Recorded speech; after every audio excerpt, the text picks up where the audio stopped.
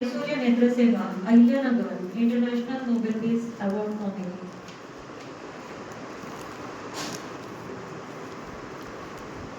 नमस्कार. Women's participation in higher education या प्रोग्रामसाठी व्यासपीठावर उपस्थित असणाऱ्या आदरणीय डॉक्टर सुस्मिता विखे पाटील मॅडम, आदरणीय ॲडव्होकेट आप्पासाहेब दिघे पाटील सर, आदरणीय सुखाटे मॅडम, आदरणीय शिंगोटे सर, व्यासपीठावर उपस्थित असणारे सर्व मान्यवर आणि माझ्यासमोर उपस्थित असणाऱ्या सर्व माझ्या माता, भगिनी आणि बंधू, आम्ही लेकी सावित्रीच्या भारत मातेची शान राखू. आम्ही लेकी सावित्रीच्या भारत मातेची शान राखू. उच्च शिक्षण घेऊन आम्ही भारत मातेला समृद्ध करू. भारत मातेला समृद्ध करू. सर्वप्रथम मी परमपूज्य सावित्रीबाई फुले यांच्या कार्याला वंदन करते. शिक्षणाची गंगा कुठून सुरू झाली तर आदरणीय सावित्रीबाई फुले, महात्मा ज्योतिराव फुले यांच्यापासून ही गंगा सुरू झाली. आणि आपण पाहतोय की प्रवरानगरमध्ये ती विखे परिवारांच्या सोबत ती आणखीनच पुढे पुढे समृद्ध होत गेली. मी अभिनंदन करते आदरणीय सुष्मिता ताई आणि संपूर्ण विखे परिवारांचं, कारण त्यांच्यामुळेच ग्रामीण भागामध्ये असणाऱ्या या आमच्या ज्या लेकी आहेत, या आमच्या ज्या मुली आहेत, त्या उच्च शिक्षण घेऊ शकत आहेत. त्या काळामध्ये आदरणीय आदरणीय विठ्ठलरावजी विखे पाटील सरांनी ही ज्ञानाची गंगा इथपर्यंत आणली, छोट्या गावापर्यंत आणली, खेड्यापर्यंत आणली. आणि म्हणूनच मुलींना शिक्षणाची ओढ लागली, उच्च शिक्षण त्या घेऊ शकल्या. आणि अशी ही ज्ञानाची गंगा सर्व दूर पसरणाऱ्या या रंगा ग्रामीण संस्थेचेही मी मनपूर्वक अभिनंदन करते, कौतुक करते. आजच्या कार्यक्रमासाठी आलेल्या सर्व माझ्या माता भगिनी बंधू हे यांचे सुद्धा विचार आज आपण इथे ऐकणार आहोत. तर सुरू झाली ही ज्ञानाची गंगा सावित्रीबाई फुले यांच्यापासून. आणि कालच आदरणीय सावित्रीबाई फुले यांचा स्मृती दिवस होता. आणि योगायोगाने आज आपण ही कार्यशाळा, ही सेमिनार, नॅशनल सेमिनार आज इथे घेत आहोत. आदरणीय सावित्रीबाई फुलेंनी जेव्हा शिक्षणाची सुरुवात केली, महात्मा ज्योतिराव फुले यांनी खूप मोठा सपोर्ट केला. दोघांनी मिळून ही जी काही गंगा अवघ्या देशामध्ये सुरू केली. आणि यांना सुरुवातीला खूप मोठा विरोध झाला, तरी पण तो विरोधाला न झुगारता आपलं ध्येय समोर ठेवून, आणि ते कुणी दगड मारायचे, कुणी शेड फेकून मारायचं, तरी पण कशाचाही कोणालाही दोषी न ठरवता आपलं जे ध्येय आहे की त्या काळापर्यंतच्या मुली शिकल्या पाहिजे, स्त्रियांना शिक्षण मिळालं पाहिजे. आणि त्यांनी हे बीजारोपण केलं. हे जे शिक्षणाचं बीज सावित्रीबाई फुले या मातेने पेरलं. आणि म्हणून आज आपण सगळेजण उच्च शिक्षित झालेले आहोत. त्यांनी बी पेरलं आणि प्रवरा संस्थेसारख्या संस्थेने त्याला खत पाणी घातलं. आणि म्हणून आज मुली उच्च शिक्षित झालेल्या दिसत आहेत. आपण एकंदरीत जर महाराष्ट्राचा आढावा घेतला तर आपल्याला असं लक्षात येईल की 2023 साली काहीतरी 42% वगैरे मुली उच्च शिक्षित असायच्या. आणि आता हळूहळू ती संख्या 47% पर्यंत आलेली आहे. एकंदरीत उच्च शिक्षणाचा जर आपण आढावा घेतला तर असंही आपल्याला दिसतंय की कला क्षेत्रामध्ये मुलींची ओढ आहे, शिक्षण क्षेत्रामध्ये मुलींची ओढ आहे. आणि त्या मानाने म्हणजे विज्ञान आणि तंत्रज्ञान या क्षेत्रामध्ये थोडीशी कुठेतरी मुली कमी पडत आहेत असं नाही, पण मुलींची संख्या तिथे कमी आहे, त्यांची आवड तिथे कमी आहे. पण जसं जसं दिवस जात आहे तसं होतं त्याही संख्या हळूहळू वाढू पाहत आहेत. आणि एकंदरीतच पहा, जेव्हा एक स्त्री शिकते, आता 2-3 वक्त्यांनी आपल्याला इथे सांगितलंय की एक स्त्री शिकते, एक मुलगी शिकते तर अख्खं कुटुंब शिकत असतं. अख्खं कुटुंब शिकत असतं. म्हणजे काय काय बदल होतात त्या स्त्रीमध्ये शिक्षणामुळे उच्च शिक्षणामुळे तर तिचा आत्मविश्वास वाढतो, ती आर्थिक स्वावलंबी होते, निर्णय क्षमतामध्ये ती तंतोतंत परफेक्ट दृष्ट्या काम करायला लागते, परिसराचा अभ्यास ती अधिक व्यापकपणाने करू लागते आणि नेतृत्व गुण तिच्यामध्ये विकसित व्हायला लागतात, काहीतरी कर्तबगारी करण्याची उमेद तिच्यामध्ये निर्माण होते. एवढंच नाही, जेव्हा एक स्त्री शिकते तेव्हा तिच्या लेकरांना, तिच्या मुलांना ती 3 क्षेत्रामध्ये पुढे घेऊन जाते. एक शिक्षण, आरोग्य आणि संस्कार.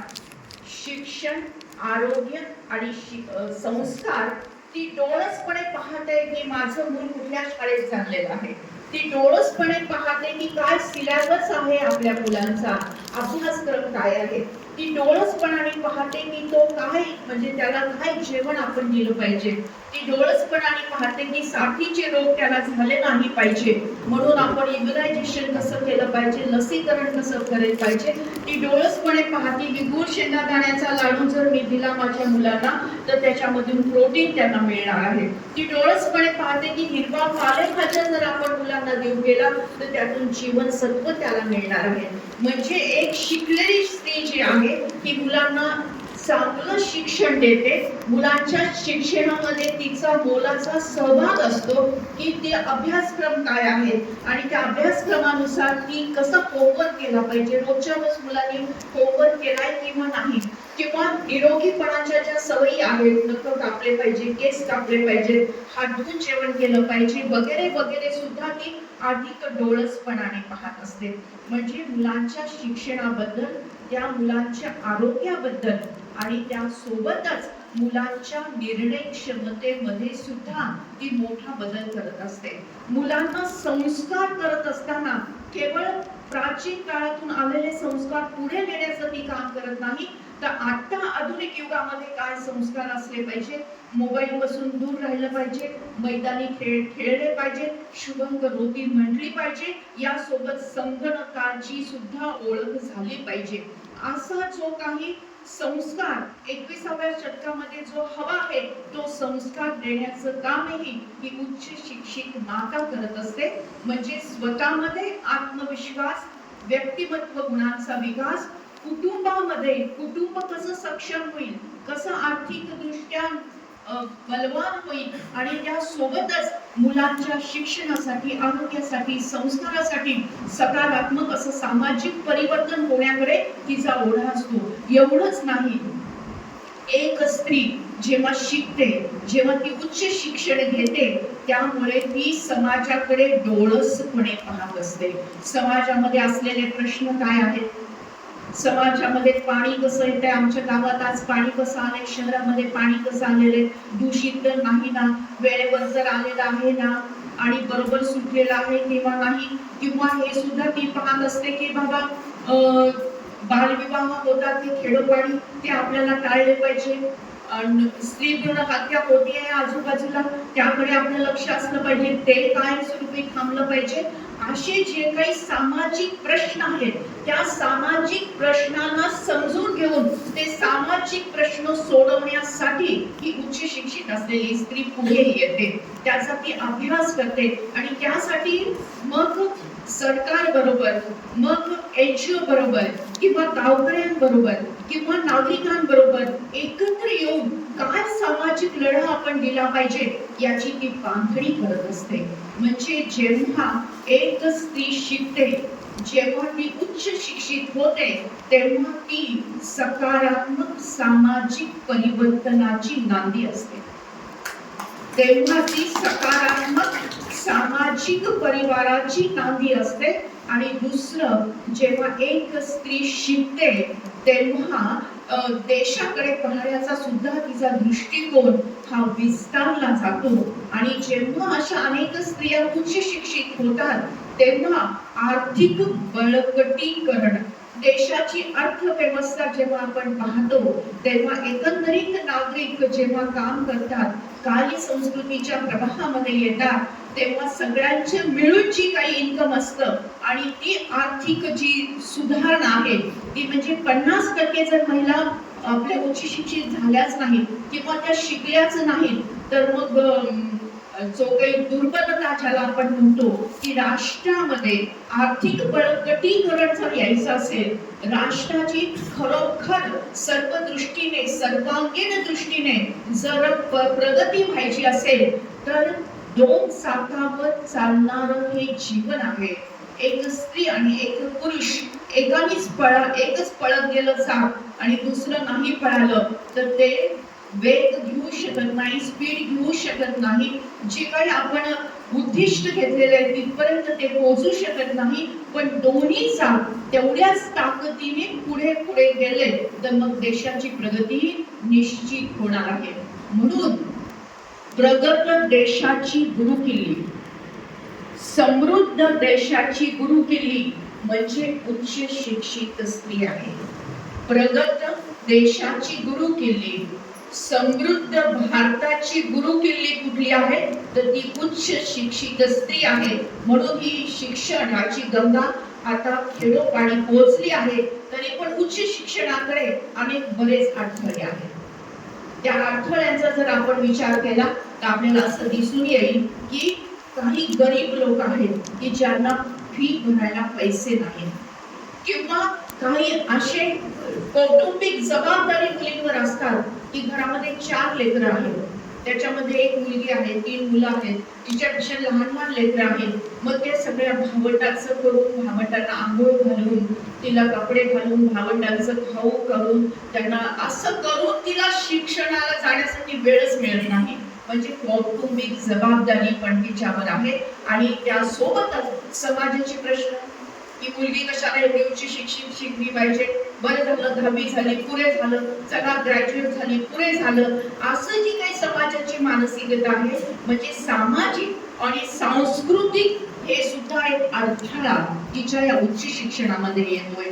म्हणजे आर्थिक बाजू असेल, कौटुंबिक जबाबदारी असेल किंवा सामाजिक आणि सांस्कृतिक अडथळा हे तिच्यामध्ये अडथळे आहेत. परंतु आता काही ठिकाणी आपण पाहतो की जे इतर मागासवर्गीय गटातल्या काही मुली आहेत किंवा काही दुर्बल गटातल्या मुली आहेत, त्यांच्यासाठी आज मोफत शिक्षणाची सोय आहे.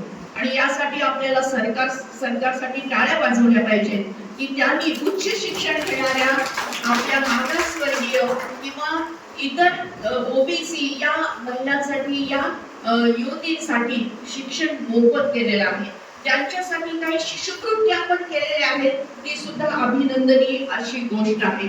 मग आणखी काय केलं पाहिजे तर आपल्याला कौशल्य, त्यांच्यातलं कौशल्य ओळखून त्यांना कसं शिक्षण दिलं पाहिजे.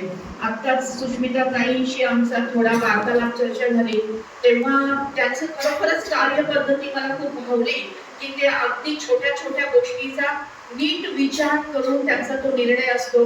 त्यांनी आत्ताच मला सांगितलं की किचन आम्ही कसं चालवतो, कशी इडली सांबर देणं किती महत्वाचं आहे, मुलांवर किती छान म्हणजे गुण संस्कार होणं गरजेचं आहे. म्हणजे अशा छोट्या छोट्या गोष्टीचा विचार एक स्त्री, एक आई करू शकते आणि त्याच्यातून त्याचं कुटुंबाचं आरोग्य हे पुढे जाऊ शकतं. म्हणजे की ज्याच्यामध्ये जे कौशल्य आहे ते कौशल्य हेरून त्या व्यक्तीला कसं शिक्षण दिलं पाहिजे. कोणाला गाणं छान गाता येतं, कोणाला स्वयंपाक छान करता येतं, कोणाला खेळ चांगला खेळता येतो, कोणाला सतार चांगली वाजवता येते, कोणाला शेती काम चांगलं करता येतं, वगैरे वगैरे. प्रत्येकामध्ये काहीतरी स्किल आहे, काहीतरी कौशल्य आहे. अशा प्रकारचं कौशल्य ओळखून त्याला कौशल्य विकास अशा प्रकारचं प्रशिक्षण देणं आवश्यक आहे. आणि उच्च शिक्षणासाठी जेव्हा महाविद्यालयामध्ये जेव्हा मुली शिकत असतात त्यांचा कल लक्षात घेऊन समुपदेशन करण्याचं सुद्धा एक प्रकारची योजना असायला हवी, जेणेकरून की अशा हसागत मुलीच आहेत त्यांना आपल्याला या क्षेत्रामध्ये न्यायचं असेल तर त्याची माहिती आपल्याला सांगितली पाहिजे. मग समुपदेशन जेव्हा मुलीशी होतं तेव्हा त्यांना तो विषय नीट समजून सांगितला जातो, त्यांना समजला जातो, त्यांच्या मनामध्ये ओढ निर्माण होती की चला आपण ही हे करू शकतो आणि त्याप्रमाणे ते उच्च शिक्षणाकडे पुढे जाऊ शकतात.